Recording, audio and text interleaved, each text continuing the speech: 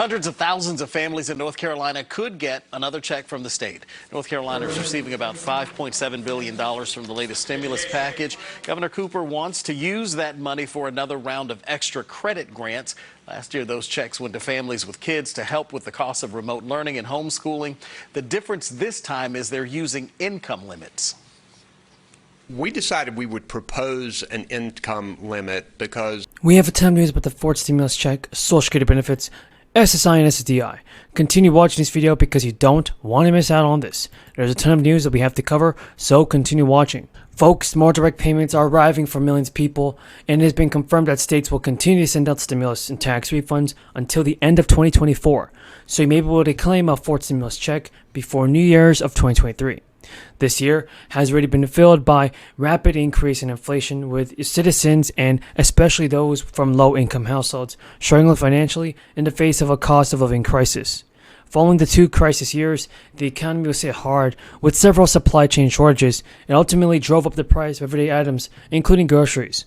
Compounding these shortages were the sanctions imposed on oil imports. In June this year, the average price of a gallon of gas in America almost hit $5, with the Federal Reserve ultimately choosing to increase rates again in order to curb the rapid rise in inflation. Despite these measures, several residents still continue to struggle with these increased costs. To help ease the financial burden on its residents, several states have implemented the use of tax rebates and stimulus checks to help those from middle and low-income households navigate these tough times. So as the year draws to a close, several states are continuing to push out more stimulus into the pockets of Americans. Now, the state of California next wave of residential stimulus payments offset the nation's rising inflation rates. It will reportedly arrive at the end of December, and the $1,000 checks are being distributed as part of the middle class tax refund, in which $9.5 billion will be earmarked for state residents.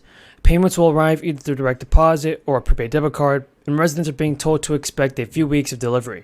So the most recent middle-class tax refund payments were doled out in October, and according to reports, a large number of California residents have yet to receive the fall payments via direct deposit or prepaid cards. California's system plans on paying residents whose last name begins with letters N through V by December 31st. So, all their outstanding payments are slated for a January delivery date, and the California residents who became eligible for the class tax refund were required to file their taxes by a deadline of October.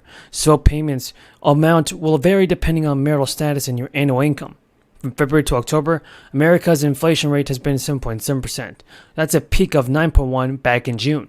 For comparison, the inflation rate was only 4% and 1% during the former president's presidency. And according to the Washington Examiner, married couples filing jointly can be paid anywhere from $400 to $1,000, while heads of households can receive anywhere from $200 to $700. It all depends on your income and the number of dependents you have. Last week, news sources reported that California officials were bracing for a projected $25 billion deficit in the next fiscal year, as a result of declining tax revenues. The nonpartisan California Legislative Analyst's Office issued a report recommending state lawmakers cut spending when they receive and reconvene in January. The report also suggested holding back some already budgeted funding in order to avoid the shortfall. The average cost of gas in the country had also dropped below the price a year ago, the first time that has happened in nearly 2 years. And the average price for regular gas stood at $3 a gallon on December 8th, compared with an average of $3.34 on the same day in 2021. The last time gas dipped below its pre-crisis years was on February 4th, when drivers are paying $2.44 a gallon, compared with $2.50 a gallon on the same date in 2020. Fuel prices have also plunged over the last several weeks amid slowing consumer demand across the globe, providing relief to Americans that are well up this year by the highest inflation they've ever seen. Fuel prices again, everybody, and is causing the Fed lawmakers to actually be pushing interest rates aggressively this year just to bring down inflation. A series of increases has brought the central bank's benchmark rate by 3.75 percentage points, with markets expecting additional hikes into the early part of next year. Thank you, Mr. Chairman.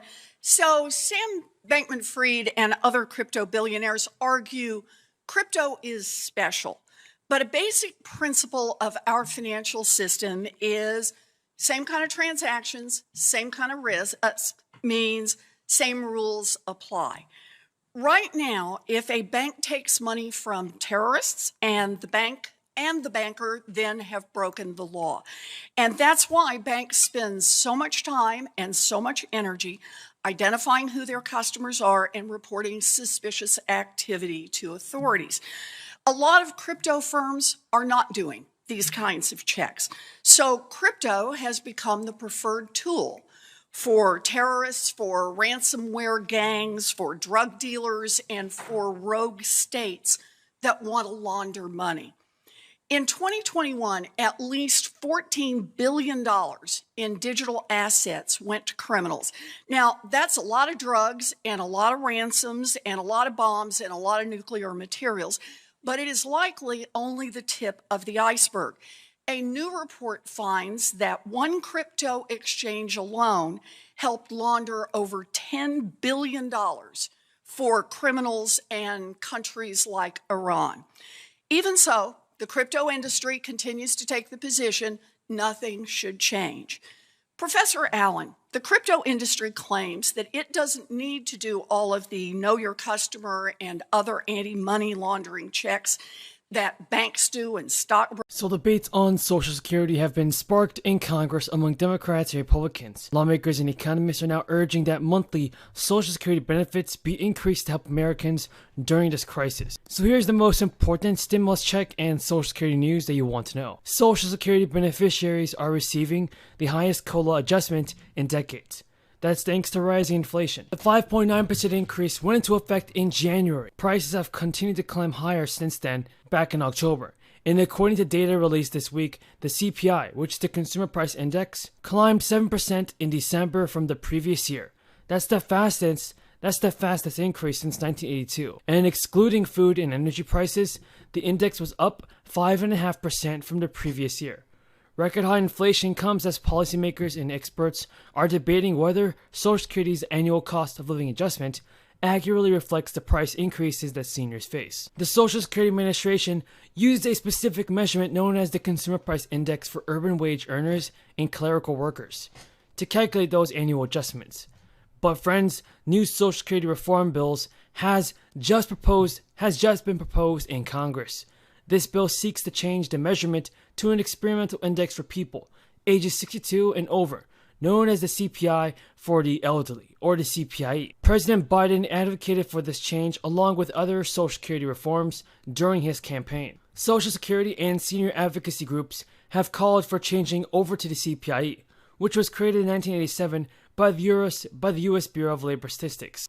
And according to the president of an advocacy group of Social Security Works, this bill ensures that benefits will not erode but will maintain the purchasing power over time. But according to some economists, to best measure the cost that seniors face, it may make more sense to use a different measure than CPIE, which just reweighs data collected for the population as a whole. And according to some few economists, that change should not be a first priority, as more urgent fixes are needed to improve Social Security solvency. If nothing is done by 2034, just